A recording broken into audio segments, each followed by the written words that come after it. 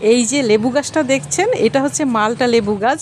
খুব শখ করে কিনেছিলাম, কিন্তু 4-5 বছর ধরে কোনো লেবু ফুল দেখতে পাইনি। এবছর ফুল এসেছে, তাও ভেবেছি ঝরে হয়তো পড়ে যাবে, কিন্তু কিছু কুড়ি ধরেছে গুটি। এই দেখুন, তা আবার কিসে খেয়ে যাচ্ছে, খেয়ে খেয়ে ফেলে দিচ্ছে। কেমন লাগে বলুন তো, এত ছোট ফল তাও যদি খেয়ে ফেলে। এখন একটা ব্যবস্থা করছি, যেরকম করে আমি পেয়ারা গাছে পেয়ারাগুলোকে বেঁধে রাখি, তো সেই বাঁধারও তো একটা টেকনিক আছে।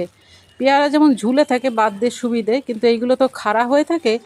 বৃষ্টি হলে কোনো রকম যদি জল আটকায়, সেই জন্য এরকম বেঁধে দিচ্ছি আর একটু ফুটো ফুটো করে দিচ্ছি ছিঁড়ে।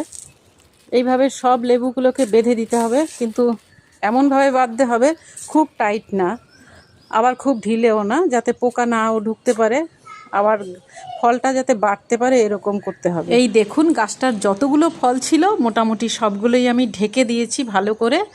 আর আপনাদের কাছে যদি ফল এইভাবে বাঁচানোর আর কোনো উপায় থাকে তাহলে জানাবেন অবশ্যই। আর আমি যেটা করেছি সেটা কি ঠিক করেছি সেটাও বলবেন।